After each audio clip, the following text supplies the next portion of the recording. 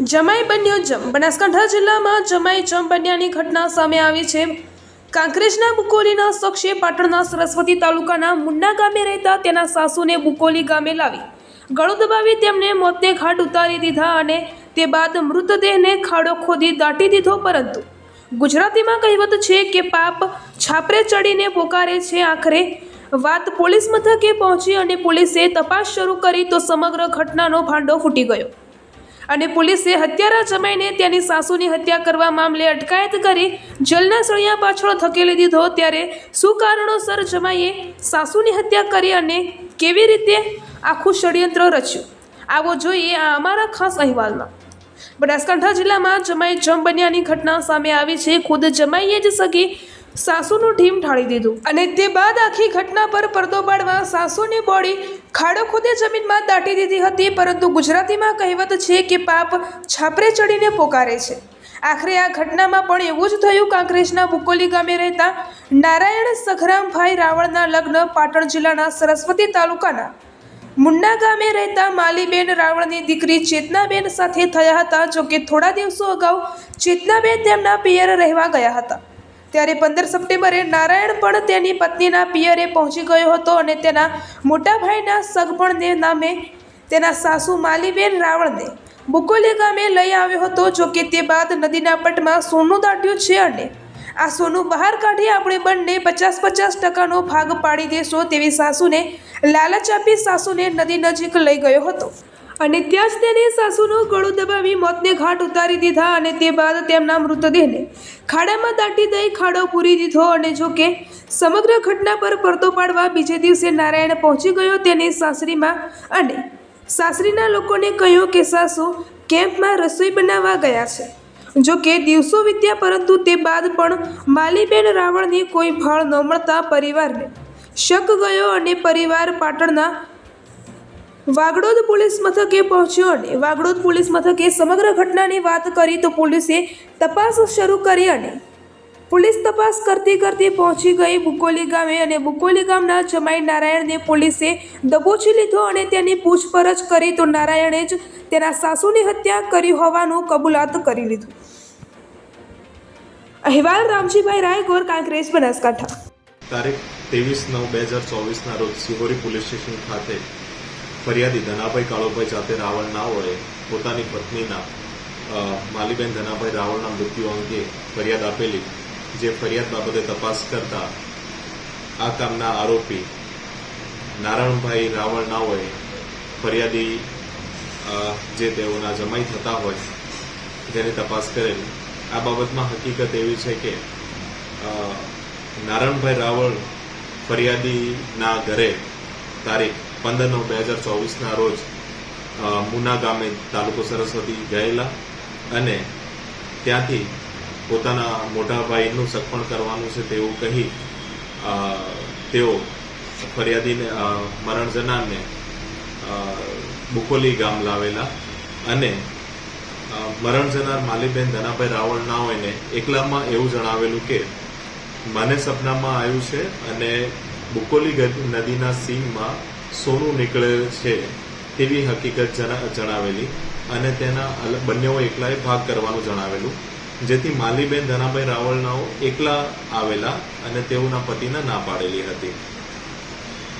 માલીબેન ધનાભાઈ રાવળ અને આ કામનો આરોપી નારાયણભાઈ રાવળ બંનેઓ એકલા છૂટક વાહન કરીને અને બુકોલી ગામની નદીની સીમમાં આવેલા, જ્યાં આરોપીએ અગાઉથી જ આ ષડયંત્ર રચેલું અને ત્યાં ખાડો ખોદી રાખેલો હતો અને તે જ જગ્યા પર આવતા આરોપીએ જણાવેલું કે આજે તો હું તમને મારી નાખવાનું છું તેમ કહી મરણ જનારનું ગળું દબાવી અને તેમનું મૃત્યુ નિપજાવેલું। ત્યારબાદ મરણ જનારની લાશ પરથી આરોપીએ ઘરેણા અલગ જગ્યાએ સંતાડી દીધેલા અને તેમની લાશ તે ખાડામાં ખોદી અને પૂરણ કરી દીધેલું હતું।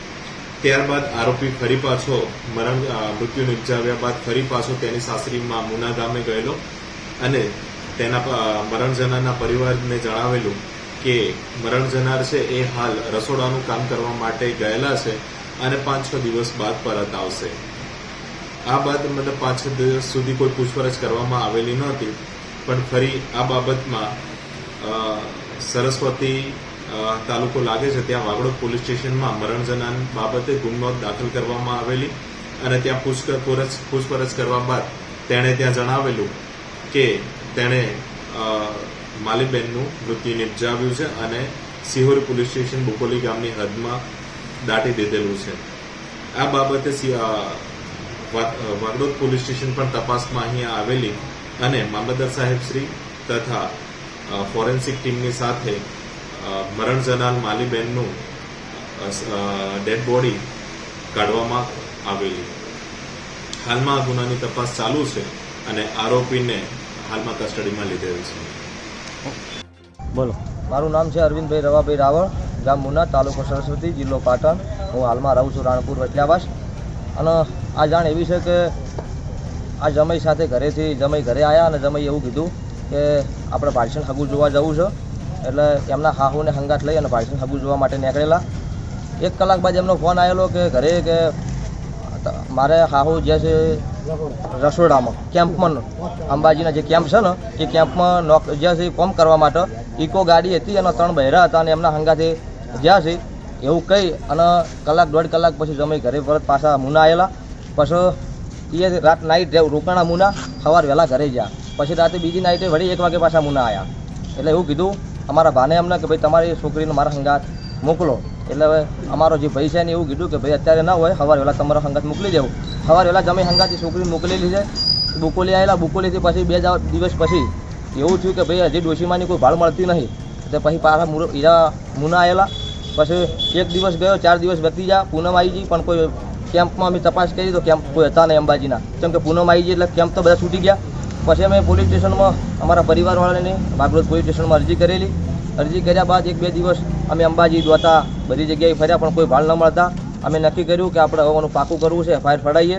પછી વાગડોદ FIR ફરાવવા અમે જવા માટે તૈયારી માથે હતા. કોને 10 મિનિટમાં નીકળવાનું હતું અને જમી ઘરેથી ગુડકા કે પડીનું મોહલું કરી અને ઘરેથી નાહી છૂટ્યો. એના પાછળ અમે ગોત્યો પણ કોઈ મળેલ નહીં. પછી રાતે અમે વાગડોદ પોલીસ સ્ટેશન ગયા.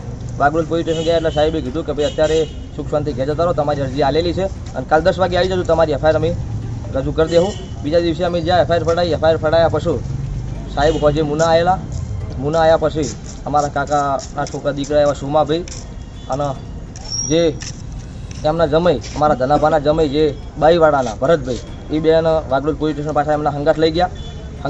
પછી અમે વાગડોદ પોલીસ સ્ટેશન પાછા ગયા કે ભાઈ અમને શું કારણે લાયા છો. તો સાહેબનું કહેવું હતું ભાઈ શંકાપદ અમને ગઈ છે એટલા માટે અમને અહીંયા લાયા છીએ, કોઈ ચિંતા કરશો નહીં, અમને અમે કાલે તમને મોકલી દેવું પાછા. બીજા દિવસે અમને વાગડોદ પોલીસ સ્ટેશન બોલાયા. એટલે કે આજે સવાર વહેલા વાગડોદ ગયા. એટલે વાગડોદથી સાહેબે કીધું કે તમારે અમારા હંગાત પોલીસ સ્ટેશન શિયોરી આવવું પડશે. તો અમે એમના હંગાત અહીંયા શિયોરી આવ્યા. શિયોરીથી પછી એવું કીધું કે આપણે બુકોલી જવું પડશે. તો અમે એમના હંગાત બુકોલી ગયા. પછી એ જગ્યા ઉપર સ્થળ ઉપર કહેવાનો મિનિંગ થોડા દૂર અમને ઊભા રાખ્યા હતા. જે સ્ટાફ હતો એ તો આગળ જો. પછી એથી રિટર્ન પાછા અમે શિયોરી આવ્યા. પછી અમને સાહેબે વાત કરી કે ડેડ બોડી જે જગ્યાએ અમને મારીને જે દાટી નાખ્યા છે એ ડેડ બોડી અમને બતાવી છે અમને. અને ડેડ બોડી આજ પછી તમને આપણે PM હસ્તે ખસેડશું. પછી પાછા શિયોરી આવ્યા. શિયોરીથી પાછા અમે તો આગળ ગયા બુકોલી ચાલો અમને ડેડ બોડી અહીંયા અમે શું કહેવાય રેફરલ હોસ્પિટલ સમગ્ર આરોગ્ય કેન્દ્ર શિયોરી. અત્યારે અમે શિયોરીમાં છીએ. બરાબર. અત્યારે સવાર વહેલા હવે શું સાહેબનું ડિસિઝન આવે છે PMનું એના માટે આધાર છે.